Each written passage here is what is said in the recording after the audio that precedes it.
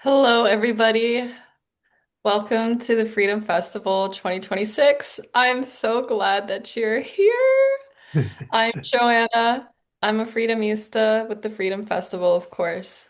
Welcome back to all of those who have attended the festival before, but if this is your first time, here's a little introduction. The Freedom Festival was started in 2023 in response to the desire to create through celebration, conversation, and play around what freedom means to us and our communities. We celebrate and explore emancipation and independence, and in the US, that's from Juneteenth to the 4th of July, 16 days, and we're celebrating our 16th day of the festival today. This celebration is created by ordinary people, among us independent artists, scientists, therapists, and small businesses, giving and inviting others to explore what freedom and independence means to them. This year we have over 22 events, which we hope you'll check out at freedomfestivalusa.org/events. Welcome, everybody. We're particularly excited to have you attend this event, generously organized and hosted by Katana Malinowski, and I'm pleased to introduce her. Thank you, Joanna. Hello, everybody. So wonderful to see you.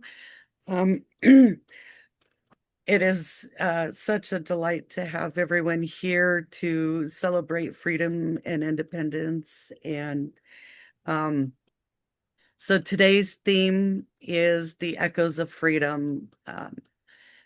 250 years of voices that have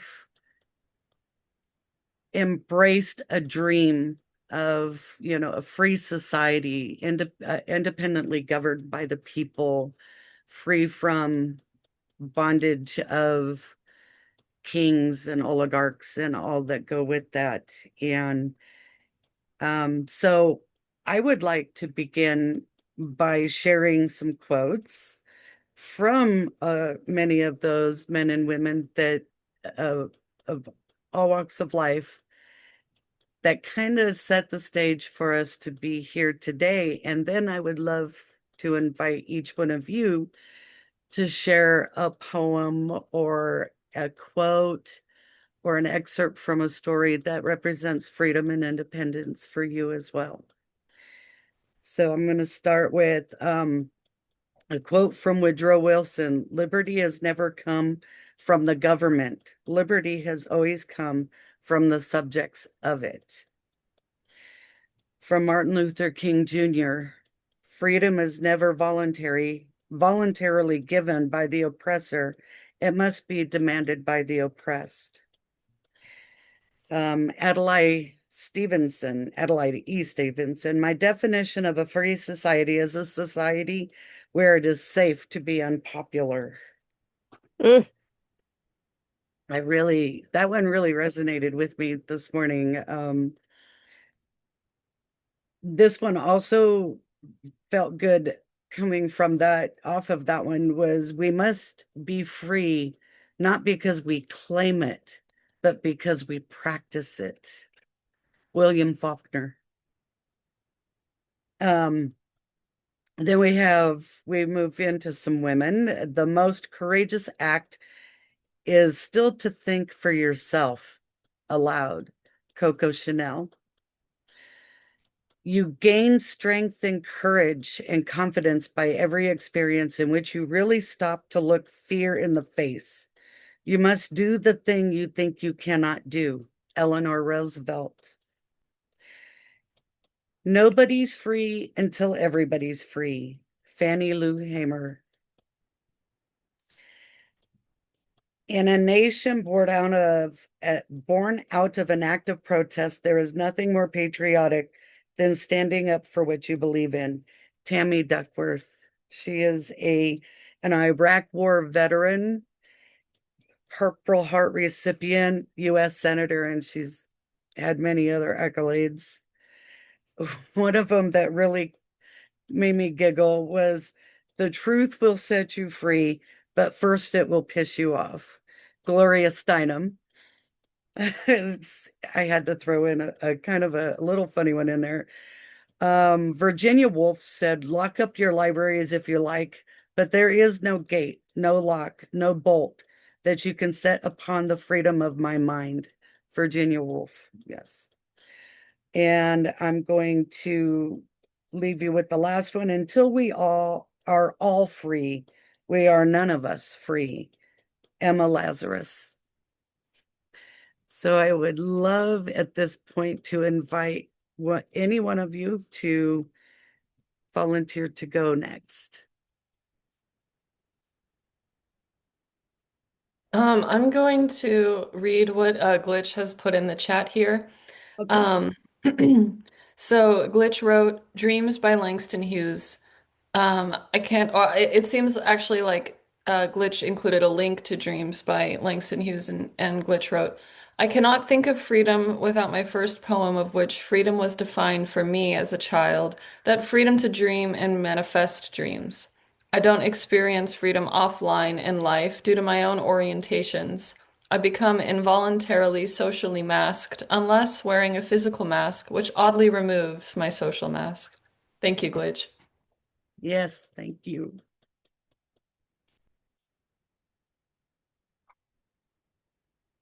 Honor.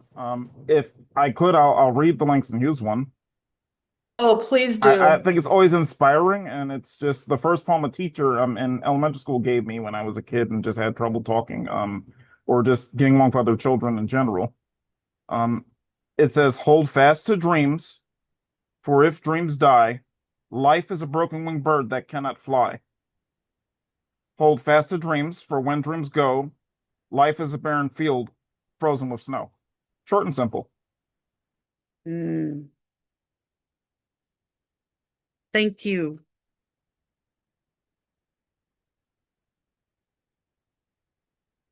That's beautiful.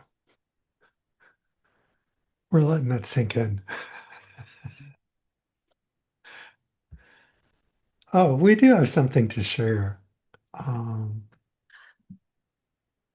if we may. Yes. So, um, the uh, we're encouraged by different kinds of primary elections we've been following around the country. What we find the most encouraging is that what the different primary races have in common is that they are based upon the concerted efforts of ordinary people like us. Um, that's the thing we find the most encouraging,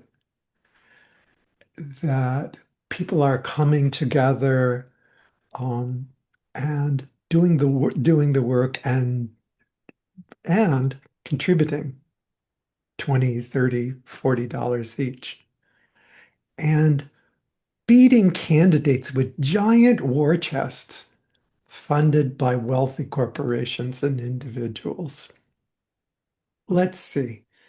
I think we have one link that we might find interesting, and then we'll share our quote. That's one of our favorites.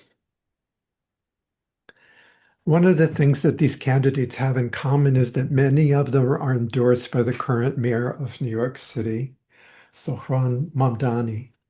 And um, Mamdani gets interviewed a lot.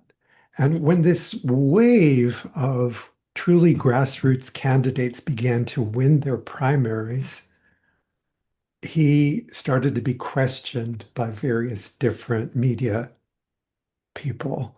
And the questions they always have this little edge to them, which is there are people within the Democratic Party, Mayor Mamdani, who say that you're going to harm the party with your far left ideology. It's along those lines, right? And what do you have to say for yourself? It's that kind of an interview style. And he very gracefully has replied in a couple of these interviews. You know, 1 million people voted for me in the mayoral election in New York. And in some of the elections that we're talking about right now, the margins are extraordinary. For example, um, Brad Lander beat out um, beat out Goldman in his primary. The margins were so Lander was 65.7% of the vote, and Goldman was 34.1% of the vote. Goldman is famously a fabulously wealthy heir to two different fortunes and well funded by various corporate entities. Okay, so, and he won that primary with those kinds of odds. So he points this out to the interviewers, and then the mayor says, really, what is a party if not its voters? Mm. Well, he does it all smiley, but anyway, Yeah, we think that's a serious question. it is. It brings us back to the people, by the people, for the people. That's so,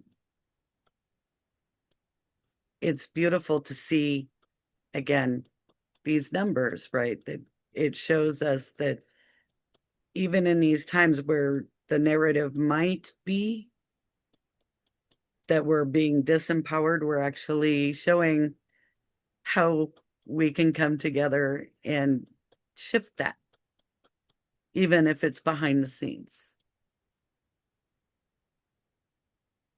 Absolutely beautiful. Thank you for sharing that, Sean. Sure. Does anybody else have something they'd like to share? I think I have like a few things. Um, and I'm trying to choose which. So this will help me. Somebody say a number between 1 and 9. 6. 8. Okay. I heard 6 first. And so with that, let's see if I can get to my Lilla Watson as quickly as I think I can. So Lilla, when I was in college in the 80s, it was both, I think we had finished our kind of apartheid struggle, right? Like the divestment from South Africa in support of getting rid of apartheid, and that Mm. was 86 to 88 was my visceral remembering of that.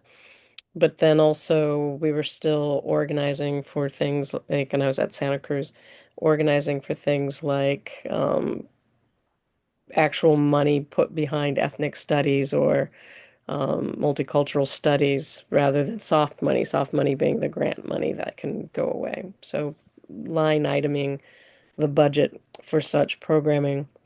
And somehow I knew of the work that was happening in Australia, the work that was happening in Australia for Black liberation. So some people will remember the movie Rabbit Proof Fence, and if you haven't seen it, it is a documentary of the struggles of the Aboriginal community that also went through children being taken away in the same way our country, the US, has taken away Indigenous children um, as a way of erasing the culture that exists and other things.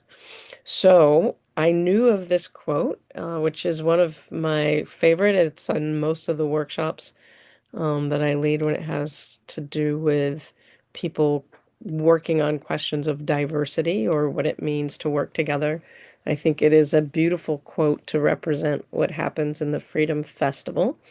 Um, and I actually have, if we want, oh, I'm going to do this. Carolina, I'm going to put the link in the chat and you can show it. That way I don't have to worry about, um, Sure. yep, we can see it, um, and put it into slide view. But the quote as it comes to the screen and you get to experience, and the other part is, here's that part. Little Watson also says, stop quoting me as the person who says it. It was an Aboriginal activist group, and I believe it was an Aboriginal women's activist group. And it says, if you have come to help me, you are wasting your time.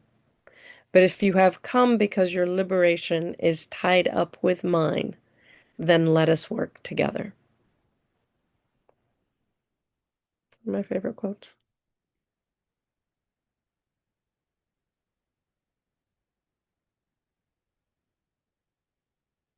That is beautiful. Right? Mm. Thank you, Carlina.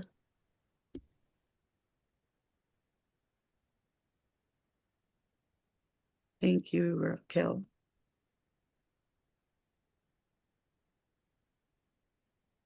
Thank you, Raquel, as well. Yes.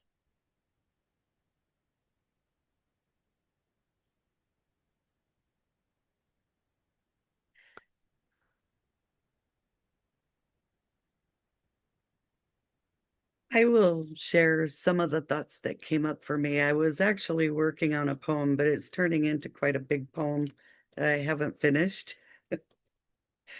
But I did write down some things that really kind of, I'm just observing all the different stuff this morning, the different people, different cultures, so many differences, but we come together. We're there's so much beauty to be seen in all the differences. And so when I was reflecting on what freedom and independence means to me, the first thing that came to mind was freedom from fear. They don't live harmoniously together. They are polar opposites.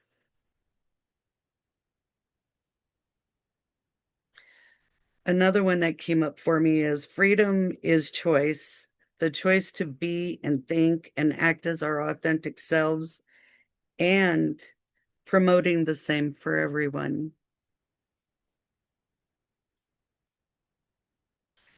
Um, one of the last ones that kind of gave me a visual was freedom is like a rose. There is beauty for the eyes to behold. There is fragrance for the nose to explore, and there are thorns for preservation of both.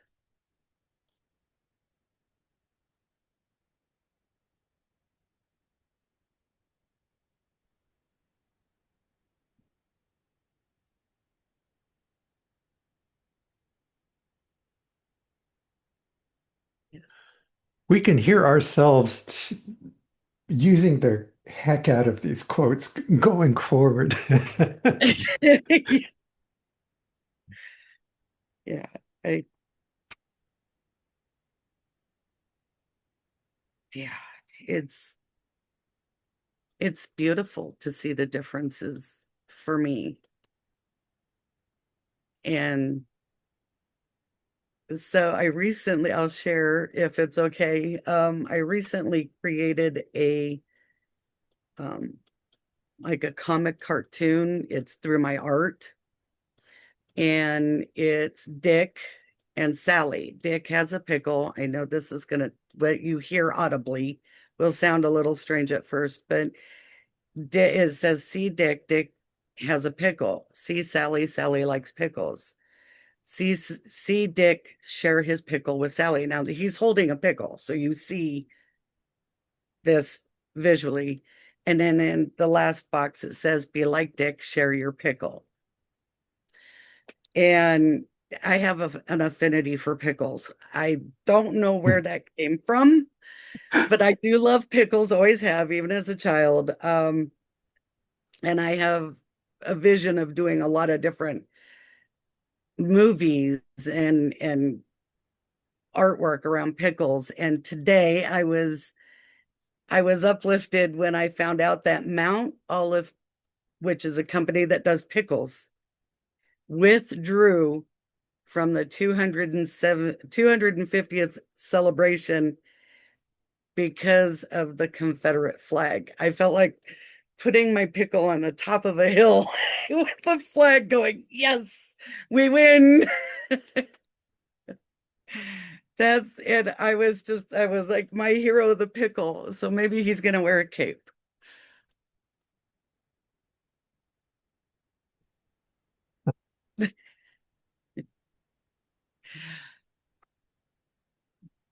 It seems so appropriate. Right now in this world, we're in such a pickle. Yeah. I watched a video yesterday that up in the corner I noticed had it was Pickle Productions, and I'm like, oh my goodness, it's catching on. Pickles are winning. Yes.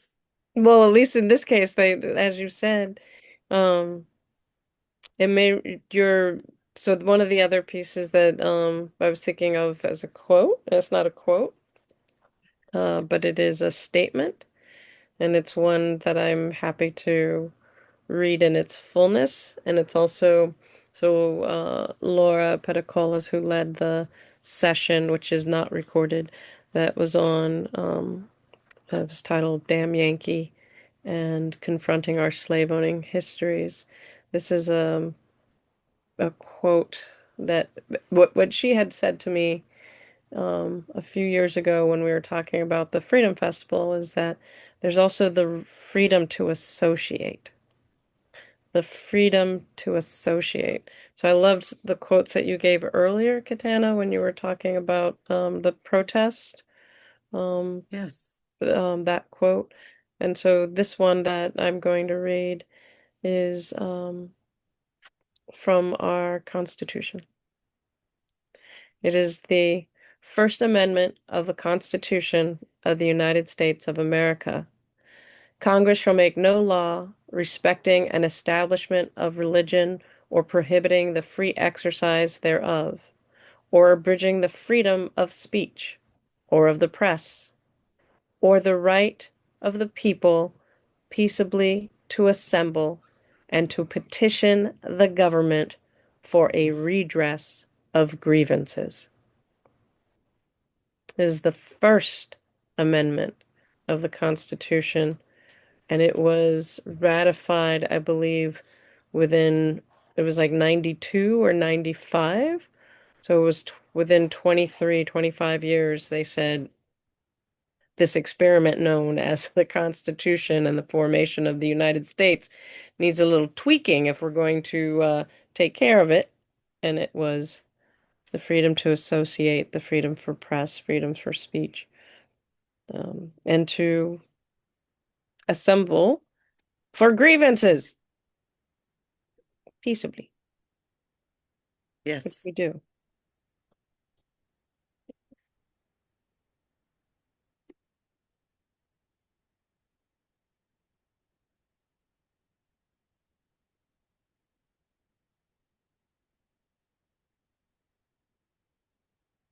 We are now reading chat.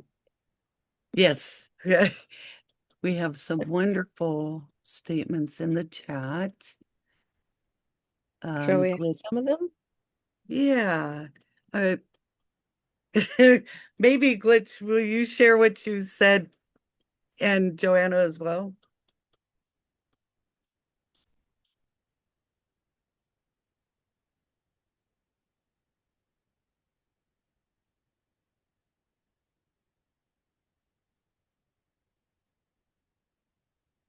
Okay, I'll go first. So what I said was something in response to something that Glitch had said. I wrote, we spend our lifetimes creating new pathways in our minds, thinking thoughts on purpose, but old thoughts can be very easy to believe. And Glitch, if you wouldn't mind reading what you wrote just before wrote that, I think that'd be great. The one saying the Freedom 2 one or the one before that? The freedom to one, if you feel comfortable. Freedom to be true to one's own heart is a freedom I retain.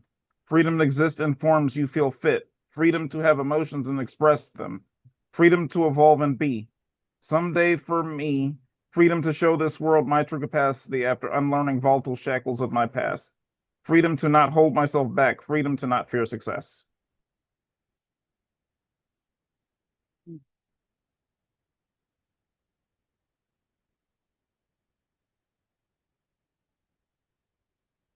I live perpetually afraid of success, and people say, no, you have a fear of failure. It's technically not the same thing. And when I try to explain it, I get these odd looks, is what I was speaking of when I say fear of success. Succeeding becomes an inevitable hurdle jumping contest. You're always trying to jump higher. You can never just appreciate it. And then there's the inevitable, you jump high enough and then you just fall. And all that people are going to remember is that one fall. They're not going to remember the countless successes you had. They're only going to remember that one time you just failed so spectacularly. And that's the thing they're going to scribble into the history anecdotes. And that's the thing that makes success fearful. Like once you succeed, the expectation is you're going to keep succeeding. And I don't want that expectation lumped on my shoulders. So that's why I fear success. It's just easier to just keep failing because that's all people will expect of you. Thank you for sharing it. And I want to say that I share in that fear Huh. that I still struggle with. I'm still unpacking and working through that myself. So I like that you put some extra words to that I can mull around, and it's there is so many layers to what we do and why we do it. Yeah.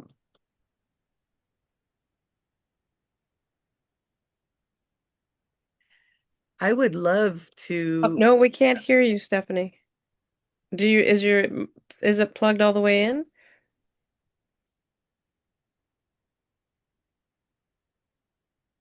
Sometimes that crazy stuff.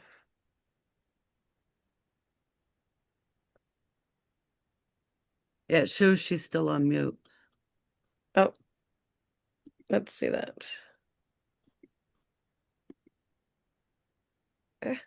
No, it's not the mute. Yeah. Maybe if you go out and come back in. No, it's the wrong headphones. I'm gonna practice my Yeah, maybe. lip reading. Oh, did we? Do we hear you now? I think we hear typing.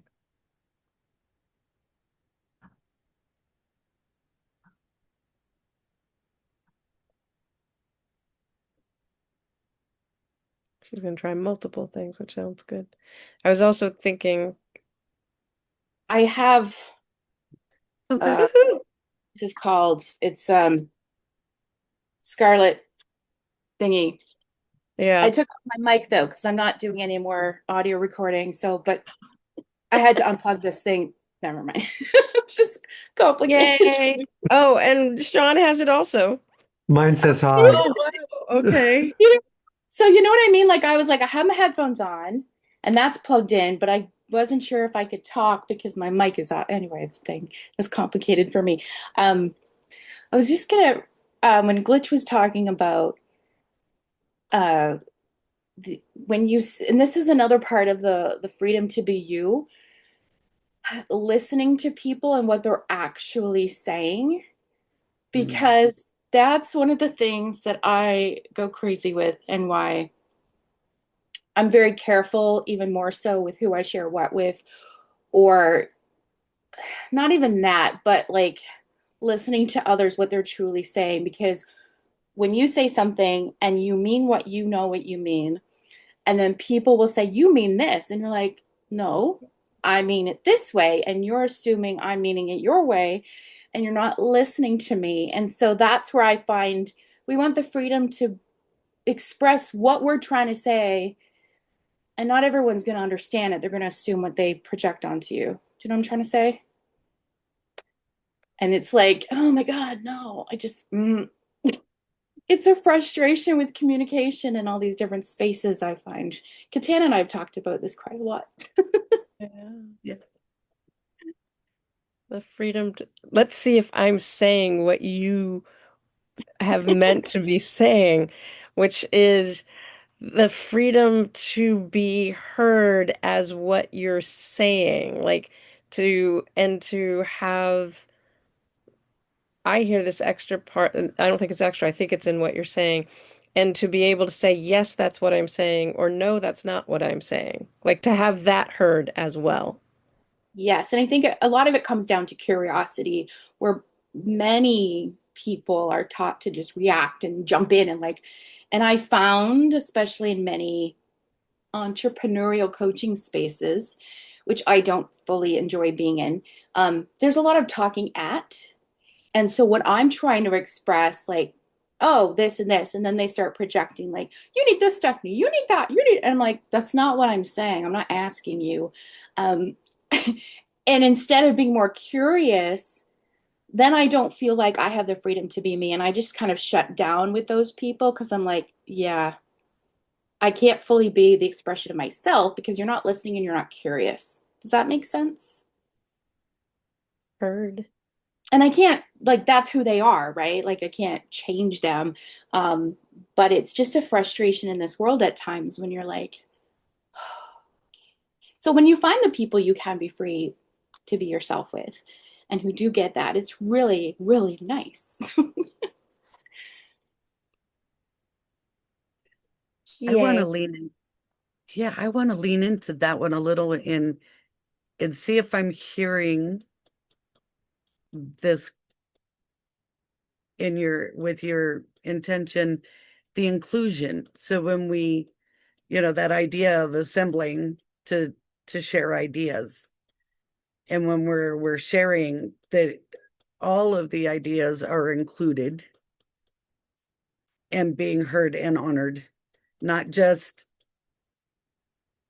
one person saying things. It's all brought in as part of the whole. Yes, like being inclusive is so needed. We need all the voices at the table. Um, but also like just when people start, like there was something Glitch was talking about, and that's what made me think of it. Oh, I can't remember what it was specifically, but I guess when people don't project onto you, you're more curious about what are you trying to. Oh yeah, it was saying, um, he's. They were saying, I'm not afraid of failure like you're assuming. I'm afraid of success. So you're actually saying I'm this, and then people start saying, "Oh, you mean this?" You're like, "No, I'm not meaning that. I'm meaning what I'm saying." And so when you get that freedom to just fully express that and say, this is what I'm saying, and stop projecting your ideas onto me. Does that make Thank sense? you. It does. I think we love this one. I have so Yeah. many responses. But also I thought it echoed what you were saying, Stephanie, echoed what Joanna had. Um, oh, no, I'm not gonna remember what it is. But there was something that was written before that echoes this thing of the old thoughts. Like your whatever you're adding, if it doesn't match my old thoughts, I will tell you how it matches my old thoughts, whether it does or not. Rather than let what you're saying impact and help me think of something new. Right? Like and what is the freedom to generate new thought? By letting like the very existence of you're saying something that is not resonant with what how I understand the world, to let that impact, right, and take shape. Like that's I like it. I like your saying it. So I think it's harder to explore new thought, and when someone's trying to convey something to you and something you already believe comes up, and you're kind of jumping to say, this is what I understand, that feels more comfortable in the brain. And so I kind of understand why that experience happens. And it's interesting. What I love about the space here is that we're intentionally creating something new. So all of us are coming to this with curiosity so we can meaningfully learn from each other. Yep. Yes.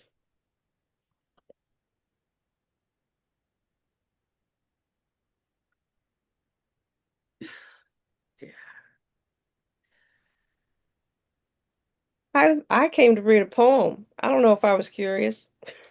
And I'm being provocative again. I love again. This is me like going, oh, this is delicious. I love it. I love it. I love it. Because then I was curious, particularly because we're building, like what am I saying when I say we? The Freedom Festival. And this is echoes of freedom on the last day of the Freedom Festival, which is the fourth day of July.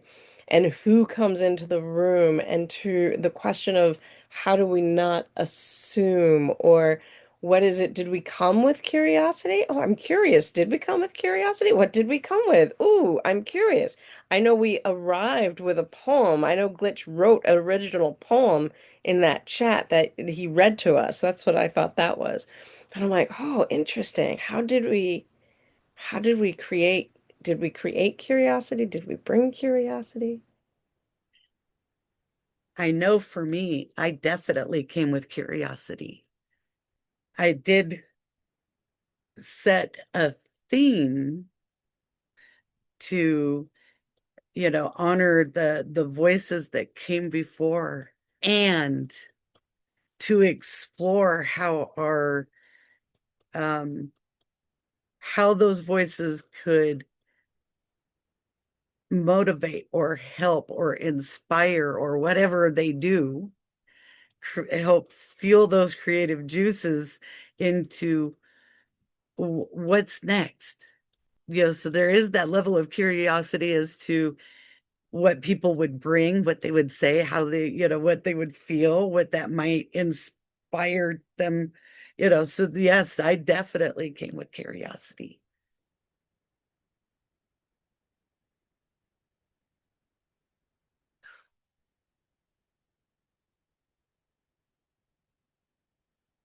Ooh.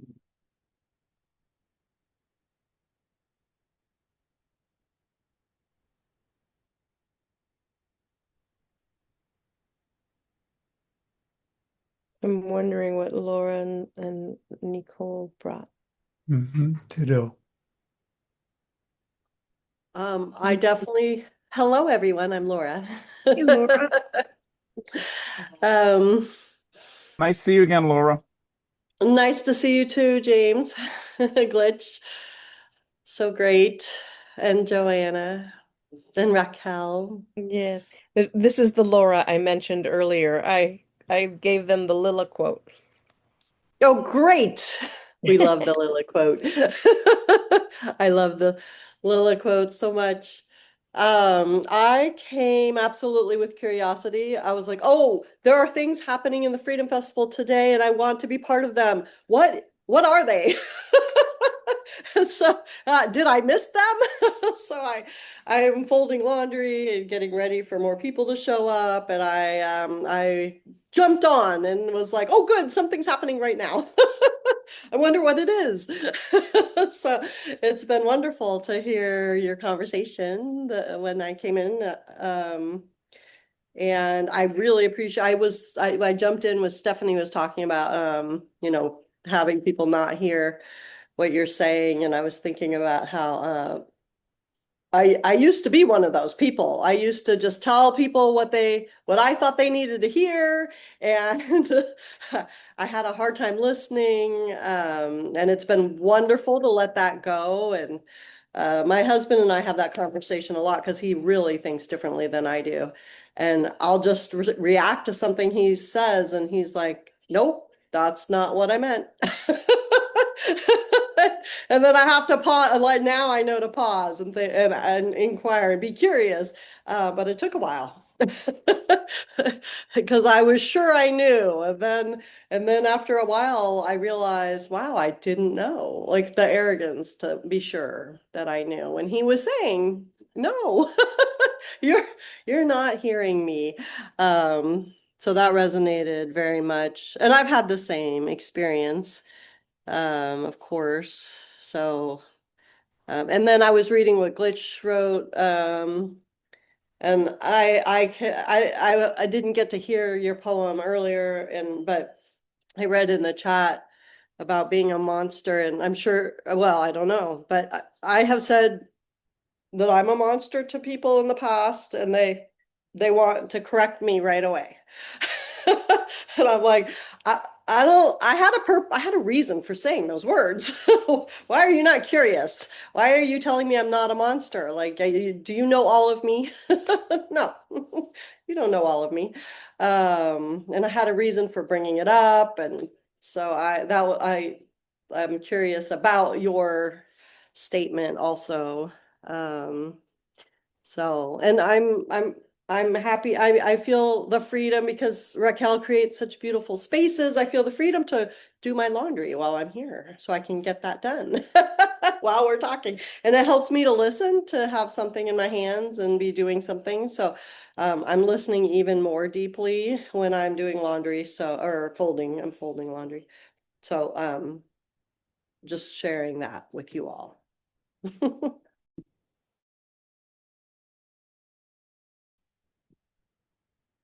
Thank you.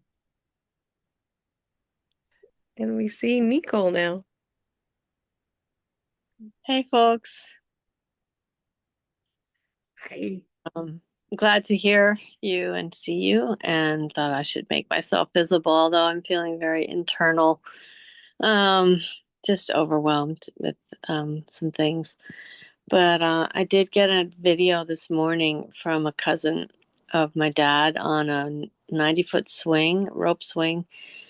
He used to put these swings up wherever he could, as long rope as he could, and rope swinging through the air with this particular video has a crisscrossing of two swings, and then you get tighter and you wind around each other and then you unwind. I'm going to try to share my screen if that's okay, and I think it'll work. Not sure. I've never done it on my phone before, so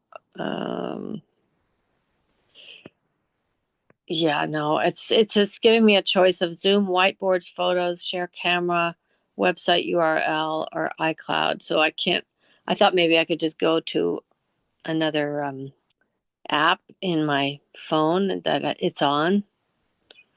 Maybe it's in photos.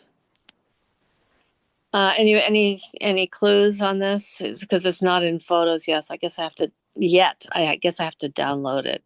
It looks Uh, like somebody's enabling you to share your screen Yeah. that way. Can you try again? No. right. I don't know if it's that or the issue of connecting to the I have it's been able to do that on my phone. I okay. haven't. It's a YouTube. Maybe I can just send the YouTube to chat and you could play it. Mm-hmm. Yes, that's a good idea. Would that work? Okay, Yes. great. I'll do Play that. it. Thank you. Hi, Sean. Hi. I just saw that you're there. All right, I'll put it in chat. Let's see, messages. God, it's been a while since I've tried doing this on the phone. But it's lovely because Messages. you're showcasing how we build with what people bring. So I see Echoes of Freedom, and then I'm clicking message everyone. Okay, here we go. Paste, click, There it is. battery problem. All right. So if you could just share that and play that, that would be awesome. Hey, 1 second. Yes. Sharing. There is.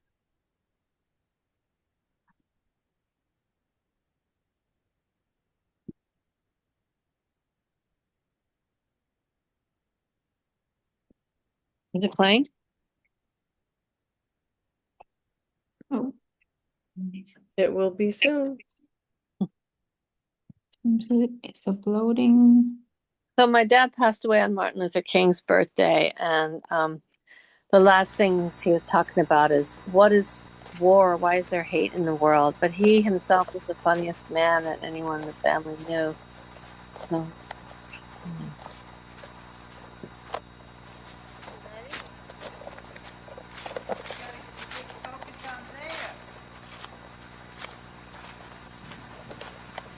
so he's the one that goes off on the swing first. And then there's a guest of the family who's, I don't think she's ever twisted before on the other one. But the woman walking was my sister with her baby on her back.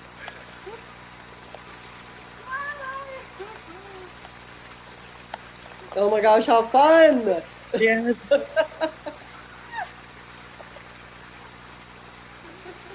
Wow. I can't see what you're seeing, so I'm just let me know when it's over. We're watching them twist. On the And swings, it's yeah. extended. Oh, So, I'm indebted to my dad for teaching me to value play. He wasn't diagnosed formally with ADHD, but was very hyperactive. Sometimes, yeah, not really manic depressive, but just high energy, and then would sort of, just, I don't know, take a break and then come back, but went from inventing one thing to another. And my mom was more the rock and provided the needed things in our family, but I never really knew how much I needed play until later in my life, and I thanked him for that before he died, 2017, and then made play a central part of my teaching. And I'm now struggling to keep the play in my working in my life besides my work.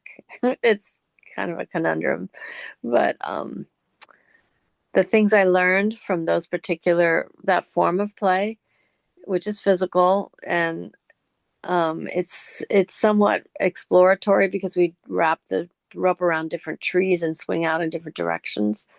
But the key was timing for that particular trick, and trust, and then weight, understanding the difference of weight between the two, to know who is going to get the burst, which is swinging faster and faster around a heavier person on the other swing, and then the timing of as you the ropes twist more and more, you get closer and closer to the person. So at a certain point, you can hold hands, and then when you untwist, it goes faster and faster. And then at the point of holding hands, you're kind of free on your own swing, but you're connected, and then you're going in a different direction than you were at the beginning, because it's the mix of the trajectory of each rope swing as it hangs, and the length of the rope, and the burst. So we would play with all these things, and I never thought of myself as particularly mathematical, but the kinesthetic understanding of that that exercise and all the factors, the parts of it, made me trust my body and be able to approximate really easily. There's a transference, horizontal or rhizomatic transfer to many things, from distance between cars to, knowing when exactly something's going to happen, to all kinds of games. And then, I don't know, just transferring the physical into other parts of my thinking and other academic subjects. So I teach interdisciplinary arts, equity, and play forms to K through 5 teachers. And so the key for me is, like, let's play with all the possibilities and not get stuck in one way of teaching a particular content that's, part of our California content standards. So I just wanted to share that I always come back to the physical and the breath, and the musicality, the timing of those rope swings, to ground me and to help me relax. Thanks for watching and listening. Thank you. Thank you. Thank you. So beautiful. Yes.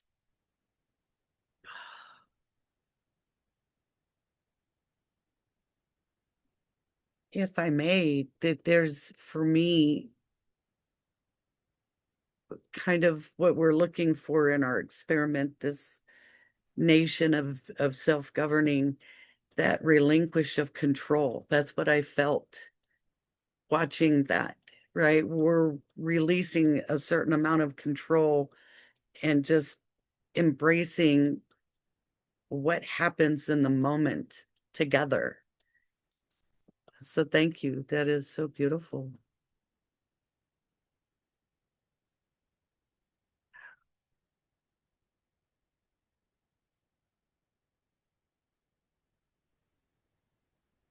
I found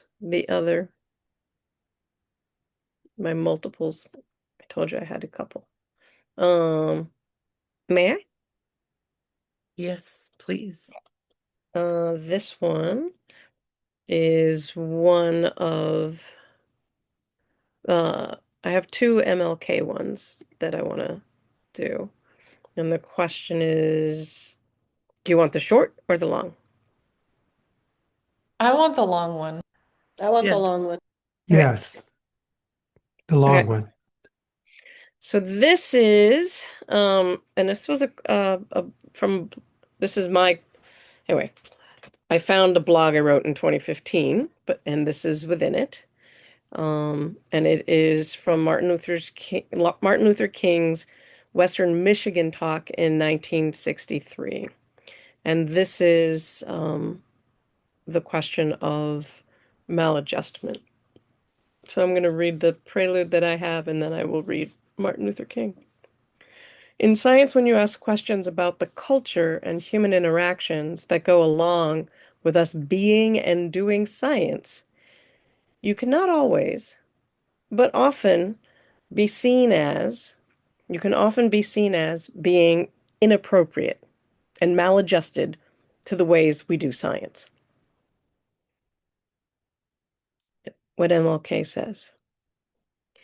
I say to you, my friends, as I move to my conclusion, I must say there are certain things in our nation and in the world which I am proud to be maladjusted, and which I hope all men of good will be maladjusted until the good societies realize.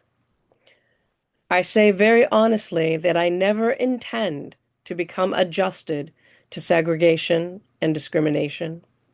I never intend to become adjusted to religious bigotry. I never intend to adjust myself to economic conditions that will take necessities from the many to give luxuries to the few.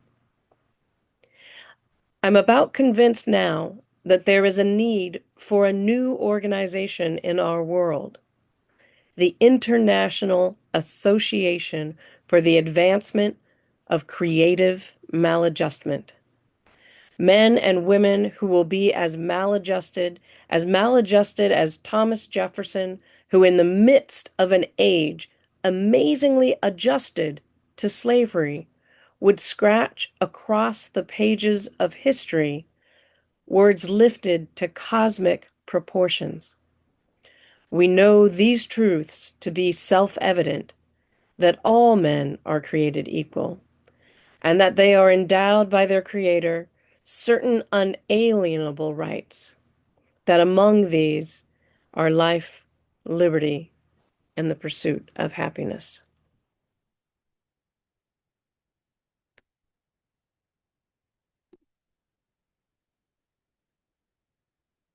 Happily maladjusted. I had no idea that that he had any science quotes or quotes about the science, like I just didn't know that. Like the science, the pursuit of science, the culture of science, yes, Well, that's I think that part might have been me. That first part, did it oh, say? you started, that was I you. started and then switched. Yeah. And then you switched. That Yep. makes sense. Yes, yes, Yep. yes.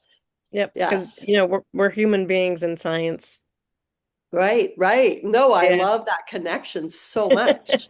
But it's true. It was like, oh, when I was finishing my PhD and had already been studying social therapeutics and what it was to be creating conditions for human development, I would say to people, and for work, I would say, I'm really interested in the conditions under which we do science. What are the conditions we need in order to be able to ask questions, to pursue, like, to actually do the research we do? And people's response was basically like, oh, no, that's not right. That's not appropriate. That's a different discipline. You want to study the history of science. I was like, no, I want to do science.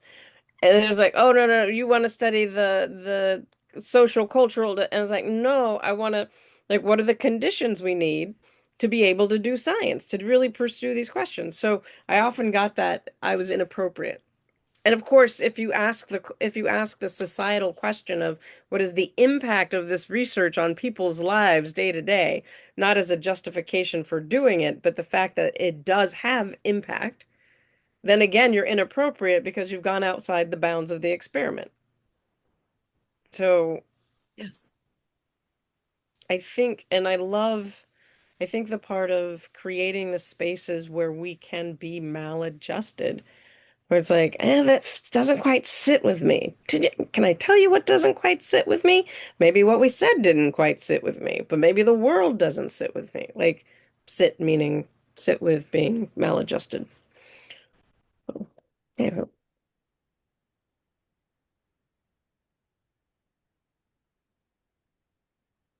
After Freedom Festival is like being run by all the other people, and you are moving to another thing, are you going to create that international society of maladjustment, Raquel? I think we are part of it already. It may not yet have. We are already part of. The Freedom Festival is international. We are associating with one another. I would argue that many of us are maladjusted to what's happening in the world.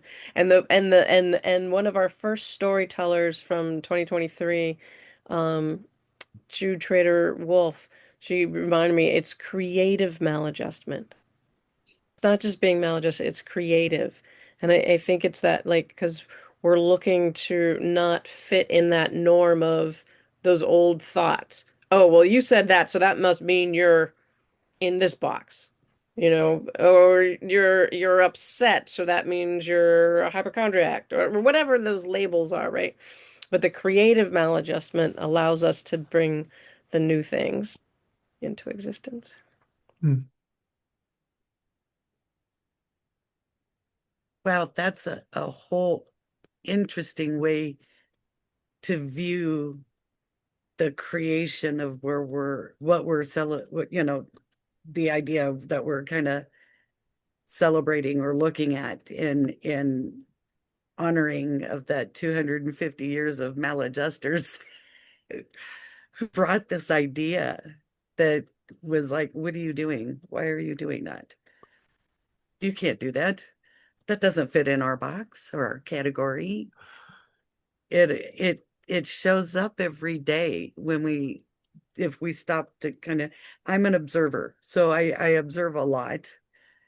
And I see that, and I love being a maladjuster. So thank you for being somebody who embraces that. Are we all popping in, or is there kind of a hand order thing? I missed the very beginning of this. You're good to go. Okay. I use the MLK quote about maladjustment and creativity a lot. And I also am really appreciating writers like Goldie Mohammed, Unearthing Joy, and this book called Do Your Lessons Love Your Students, and other culturally sustaining pedagogical language for us educators. I I guess I've always struggled with, well, I've always considered myself a rebel, and there's a whole unity in like finding others who rebel against something, right? So there's community in that, but maladjustment to my own body is something I've been focusing on and off from the beginning, when my cells created antibodies to I guess you'd call it melanin producing cells. So vitiligo is a particular disease that started early, and then you know an autoimmune thing of just in my teens or preteens, low thyroid, and then various my ovaries not producing eggs and just going through early menopause. It's like, what is my body doing to maladjust to its own processes? Or is it because I fell in the Hudson River and was covered with tar and all these toxins when I was 5, because I was always interested in standing on the edge of things. So I fell in. And then I fell in another polluted body of water later on in my childhood. Um, so the adjusting to um, the center of my creativity and my resistance to forms of systemic oppression and personal and individual, administrative and all these systems, just looking at them closely and finding my home with others who are, as I came into this conversation,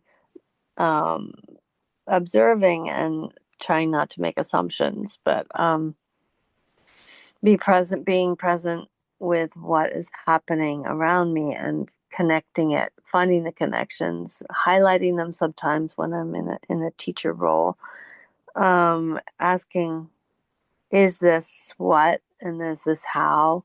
Or can you create a symbol in another expressive mode than words? So that we have multiple modes of expression happening at the same time in the classroom. So I guess my question to you all is how do you grapple with a feeling of being not a part of or maladjusted to a greater whole or an idea, or in opposition to, and how does that play out in your breath and your body and your systems of living? That was kind of an enchilada of a question. May I verbalize? I'm Please do. excited to hear. I would always say this is not much different than how tribes form. You look for your own tribe. You build your own corner where you are. You don't go and feel like I used to do when I was younger and always just change to meet what everybody else wants you to do. You find your own way to be you. I feel like that's important. It's not about, you having to be a conforming thing, because I hate conformity. That's a known fact. I loathe conformity. I used to work for Vaughn's, mind you. I'm gonna just share a small little story. This one won't take super long. I promise I'll try to keep it brief. They told me I had to wear a tie to work with that ugly little green uniform they made me wear. So, oh, you want me to wear a tie? So I started the trend there. I started wearing the little regular tie, the necktie, and I put a bow tie over that bad boy. It's like, well, technically we didn't say how many ties you could wear, but come on, man, you had to have known what we wanted of you. And so everybody started doing that. It's all right, the ties can go. You don't have to wear them no more. I said, okay, pick your words carefully. If you want to make a demand of me, you better pick the right words, because I can always dig through those. I love words. So that was it. You find your own way. Let them pick the words. You choose the terms in which you apply those words. You always have the freedom to do that.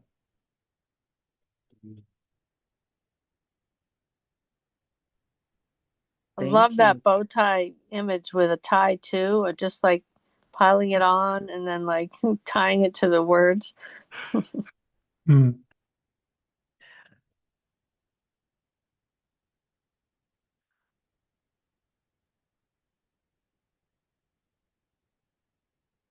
I find when I feel isolated or outside or alone, I'm often in my head telling stories about other people or about myself.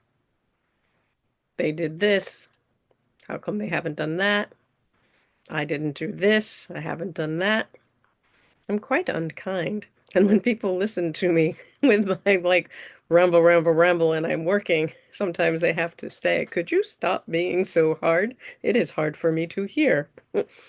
And so the things that I find that are helpful to the larger picture is, I think, built on what Glitch was saying or echoes. It is, I build the bigger picture.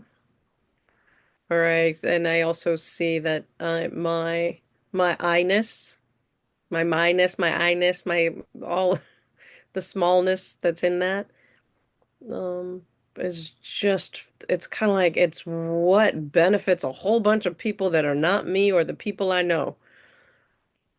Do you know what I mean? Like it's like me being small, being by myself doesn't is a result of the system in itself, right? It is a product of how we live. So I think of it as the act of resistance, if that's the word, or my act of resistance is an act of creation. It is consistently seeing that I am with others, whether or not I choose to be physically present.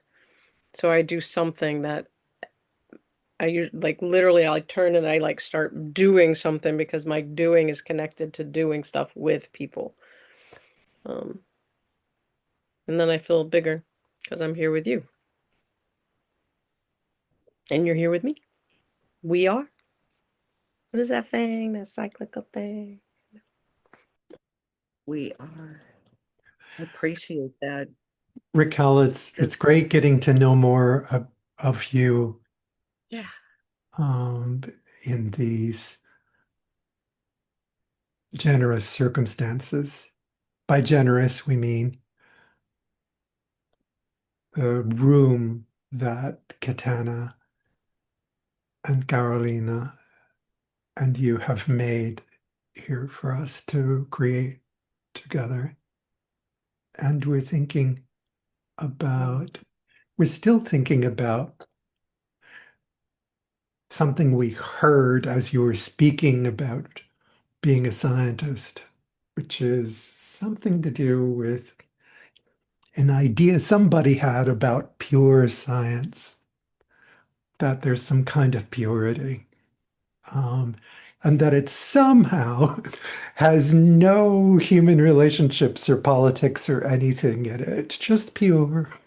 It lives in a sort of sealed dome or something. I don't know. This is what we're picturing when you were speaking. It's like, no, no, be here in the hermetically sealed dome or something like that. Um, anyway, gratitude for sharing your Yeah. your defiance of these abstractions about what it is to be a scientist in the world.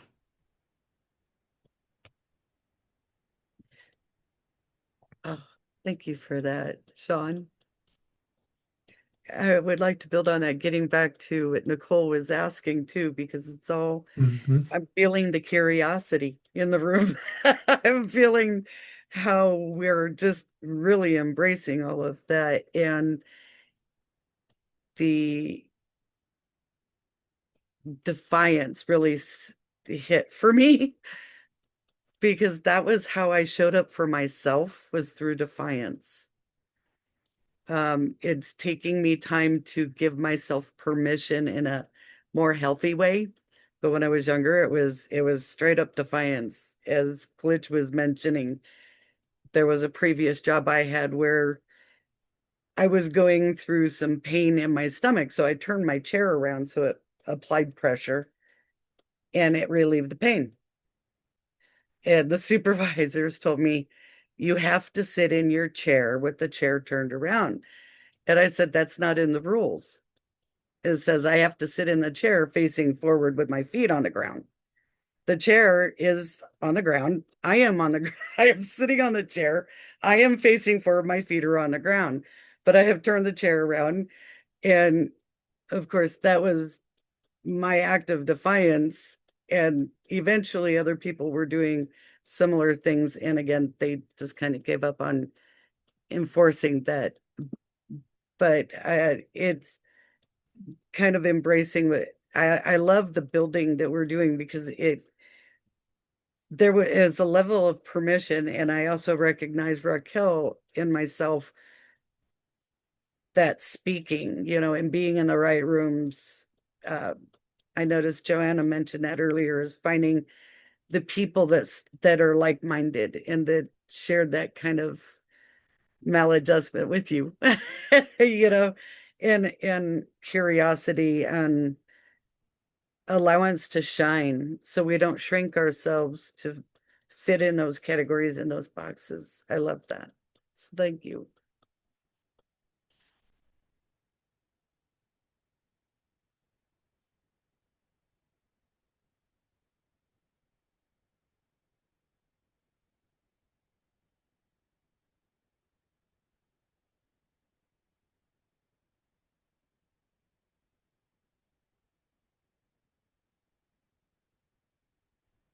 Still have another MLK.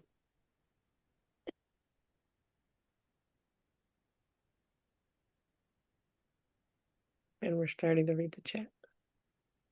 Where would you like us to go, Katana? I am just following up a little on what's going on in the chat, because there's some really beautiful stuff being shared there.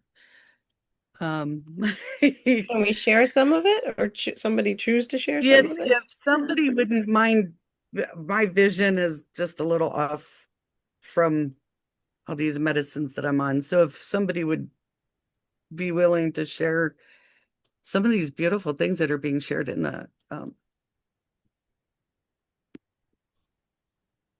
chat.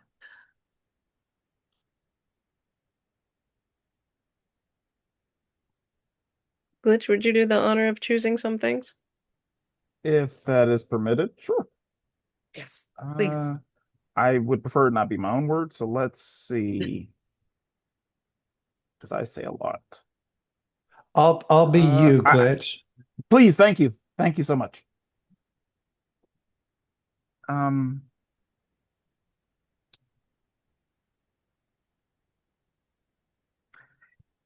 Is curiosity and like-mindedness the same? I mean, I think that's a philosophical question that should be highlighted.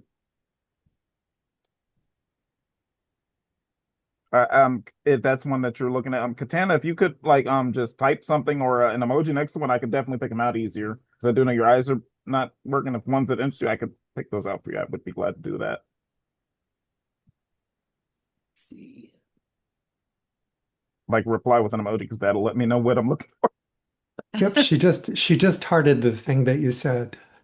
Which is Is curiosity and like-mindedness the same? Was just Oh. hearted by Katana. Gotcha. Okay. See it? That was one. If anyone could see one that Katana is hearted, that would help, because that would allow us to zoom in on it and hone in on those, because she's A lot of definitely it been is what you and Laura have said, or Joanna. And in response to that, what Joanna said is interesting. Mm. I suppose yes, if we are both curious. And Glitch replies, I think curiosity is the default of open minds. Ooh, that's a nice one.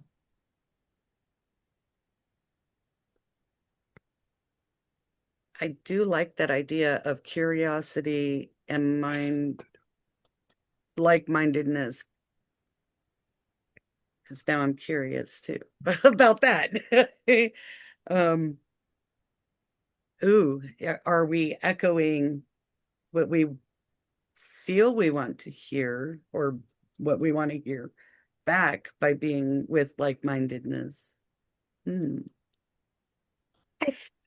I think people choose to say like-mindedness when they feel bonded with one another, when they feel affection, when they feel tender. Like there's a way of, like, when people come, we find something that you're like, oh yeah. And then and that oh yeah turns into that we have the same minds or the same opinion. And I think that starts to get closer to erasing people when, and I think the acts of curiosity are that, like, they create the conditions for discovery, and then we find something that we're like, oh, that's me too. That's why we must be able to do this. And it's like, what happened to all that curiosity? Like it was just that little thing, like the pee in the bed. Ooh, I don't know. I just want Such to a, say, I guess instead of typing, sorry, Santa, go first. Sorry. no, go ahead. But I was just going to say, I always find that, people say competition is necessary, but I'd say curiosity has the same result. It can yield the same amount of growth and, potential for innovation. Think of every first and primary innovation our societies have had. It started with questioning, a line of questioning. That's literally the first step in science, as Raquel referenced earlier. You have a hypothesis. What's a hypothesis but a question that you now seek to find the answers for and that yields results? Curiosity is essential. You don't need competition, but competition is a hell of a lot easier to control. Divide and conquer, right? If you're competing, you're divided. But when you look at curiosity, it does the same thing. You don't need competition. So I think what Kel points out, like, where did all that curiosity go? I'm going to use my word that I used yesterday in the other chat with Nick. Morass. Morass supplants the curiosity. When you're too busy caring about what everybody else wants, you ain't going to care about the curiosity. Well, if I ask that question, they're going to look at me funny. They're going to ask me questions that I don't want to answer.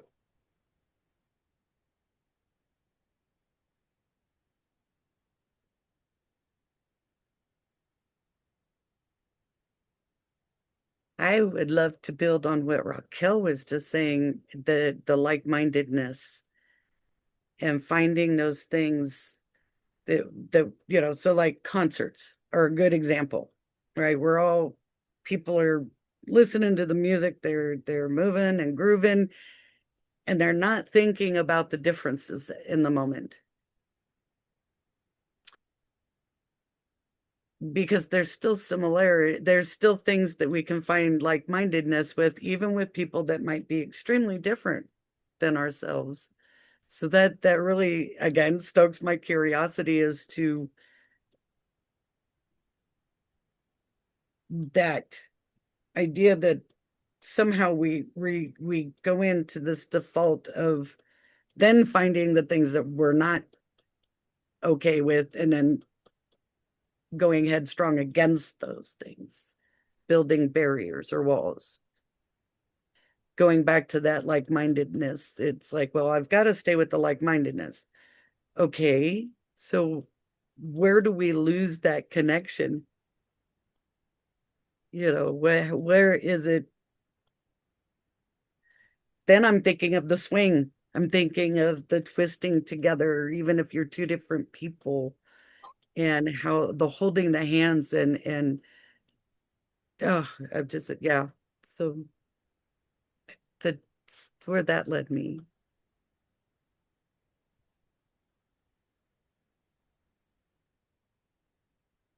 Yeah, I like what you said about the concert. And I'm still really interested in this question of is curiosity and like-mindedness the same? Because when we're talking about maladjustment, um, you can be maladjusted for very different reasons and then share values of curiosity and of freedom. So you're not maybe necessarily like-minded in every way, but it is because you're different that the value was arrived to, even though on different paths. So I think that's why. And then also that reminds me of the quote that Raquel shared from the Aboriginal um, freedom. What was that person's name again? The Aboriginal activist group and Lilla Watson. Yeah. Um, if your freedom is tied up with mine, gives room for us to not be like-minded, but we can still be interested in the same outcome. Ooh,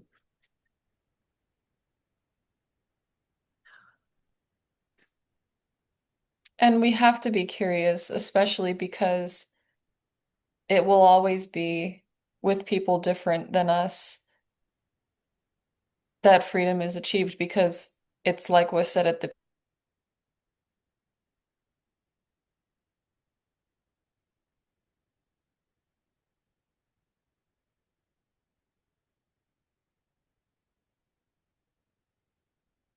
I'm chuckling because there was that point in a relationship where I said something like, "It's like she's a completely different person than me." And the person, my friend said, "Uh-huh." Uh-huh. Like literally, whatever even literally means in this case, like the other human is a completely different human than me. So I love that. Like, I love what you're saying, Joanne. I really do. Like, there was that part of like, yes, we're always with people who are different than us, right? Like, it's kind of, there's a muscle we can grow around that. Um, yeah. Anyway. Who'd we lose? Oh, she froze and disappeared. Yeah, I had noticed that her camera seemed to have frozen earlier. Yeah, she's probably joining again. Great. And I love what she was saying as well, and what you just said, Raquel. That made me think, relationships are so important, the connections, and how much of that interaction are we actually seeking to have that ourselves reflected back to us.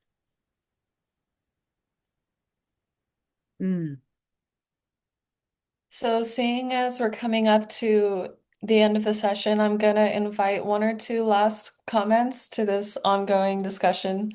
And know that we're not putting a period on it, we're putting a comma. I love that. I would love to plug San Francisco Mimes Troops opening yesterday that is called Wreckage, and it addresses AI, immigration. It addresses freedom, well, organizing and fear of organizing, and so many issues. It has this incredible scene that they hired a no theater expert for, with an older Japanese American woman whose parents were interned, and she is on stage with there's a dual scene of two couples, so the present and past are converging, and it uses the stage theatrical devices like a banner that's turned to form three or four different objects, symbols of, oppression and freedom. And it's the choreography and timing is incredible just for that one scene. So I went to that yesterday. And also I put something in the chat about an incredible documentary called On These Grounds that is a metaphor, uses the grounds of South Carolina as a metaphor also for the grounds of disobedience of young people in class, and the laws that support the arresting and punishment of what's considered disorderly education or disrupting education. So it's brilliant documentary called On These Grounds. Thank you. All right. I want to take another moment to thank Katana. If everybody can hit a reaction in the chat to show our love and support. Thank you. Thank you, Katana. Thank you for hosting this event. This is one of our over 22 events from Freedom Festival 2026. Thank you so much. We hope that you'll take a moment to look at our website, freedomfestivalusa.org/events, and invite your friends, family, and colleagues to join us. We are grassroots. And for everybody who's here, please let us know that you attended by filling out this attendance sheet, which I'm now going to copy into the chat.